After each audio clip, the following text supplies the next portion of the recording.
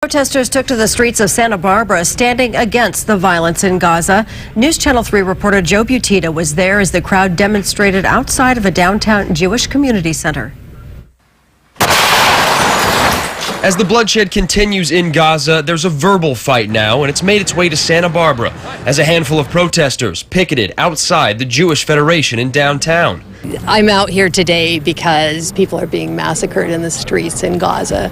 Particularly the attack last night on the UN sanctuary for women and children that killed dozens and dozens of innocent people. It shocks my conscience. Protesters out here this morning from the Jewish Voice for Peace group, many of them Jews themselves, saying that Israel is overstepping their bounds. We focus so much on Hamas bombs.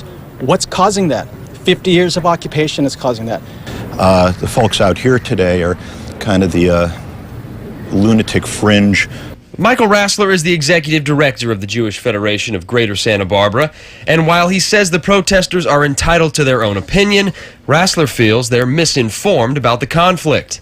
They don't know the history, they don't know the facts, and they're saying this is an unfair fight between Israel and what's going on with Gaza and Hamas firing over. You obviously don't feel that way, right? Well, it is an unfair fight because Hamas is using its citizens to protect its weapons, and Israel is using its weapons to protect its citizens. The Federation and other mainline Jewish organizations don't represent all Jewish people. My attitude, and I think a lot of the Jewish people here, is we basically say not in our name. While protesters were outside, members of this Jewish community center were inside, listening to speakers from the Israeli National Police and sharing stories from the front lines. Back outside, protesters did draw attention from Santa Barbara police, but it was peaceful. In Santa Barbara, Joe Butita, News Channel 3.